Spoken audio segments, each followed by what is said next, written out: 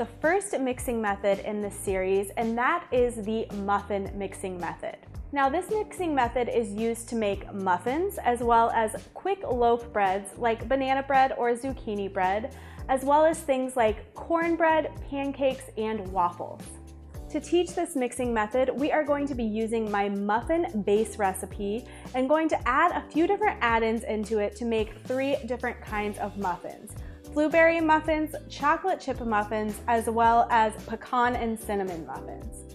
Now, this recipe is extremely versatile and can be used to make all different kinds of flavors. So let's go ahead and dive into learning the muffin mixing method.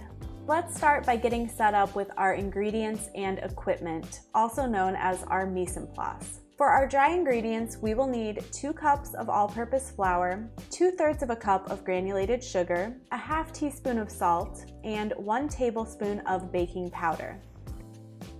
For our wet ingredients, we will need 2/3 of a cup of milk at room temperature, a ½ cup of oil such as vegetable oil, and 1 large egg at room temperature, as well as 1 teaspoon of vanilla extract.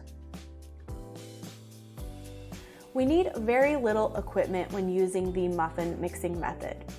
You just need a whisk and a rubber spatula. You do not even need an electric mixer for this recipe. And since we are making muffins, I also like to use a large cookie scoop to portion the muffins, but a spoon will work out just fine. You also need a standard muffin tin with muffin liners, or you can grease the tin if you prefer to not use liners. You also want to preheat your oven to 425 degrees Fahrenheit before you start mixing your muffin batter. Now, the first step in the muffin mixing method is to mix all of the dry ingredients together. So in a large mixing bowl, I am combining my flour, which is the main structure of our muffins, with the sugar that is going to sweeten and help retain moisture in the muffins.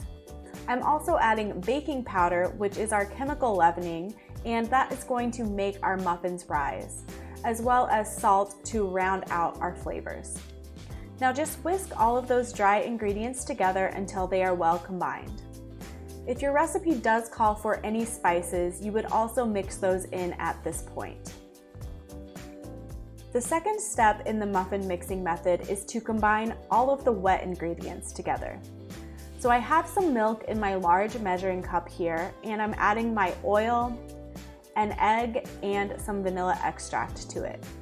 Now use your whisk to thoroughly combine the ingredients, making sure that the egg yolk breaks and is completely incorporated in.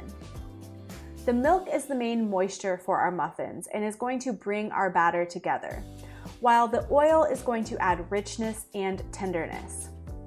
The egg is going to bind and help hold our muffins together, and the vanilla extract only serves to flavor our muffins and could actually be left out completely or substituted with another extract or flavoring.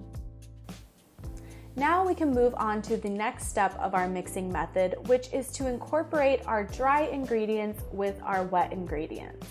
Go ahead and switch to a rubber spatula for this step, as using a whisk can easily lead to overmixing our batter.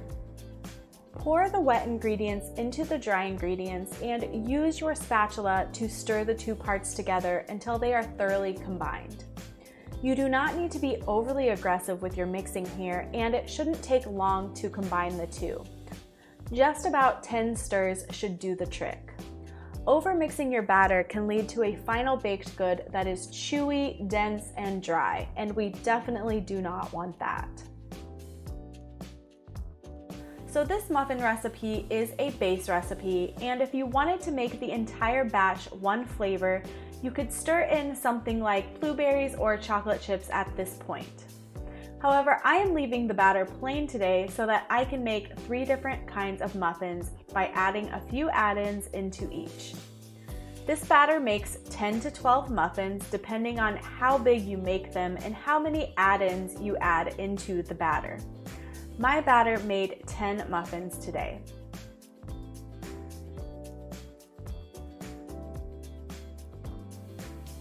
I'm adding chocolate chips to the first 3 muffins, and I'm using a toothpick to gently incorporate those in. Next, I'm adding some chopped pecans and a dash of cinnamon to the next 3.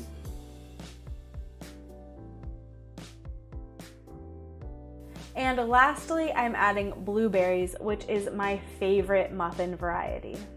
Now, if you remember, we preheated our oven to 425 degrees Fahrenheit, which is a fairly high heat. This high temperature is really the key to getting a nice dome to the top of our muffins. Remove the muffins from the oven when a toothpick inserted in the center comes out with a moist crumb.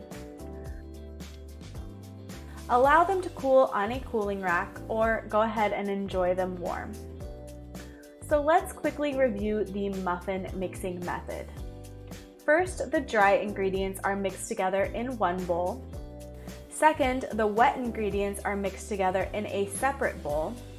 And then the 2 parts are combined together, being really careful not to overmix.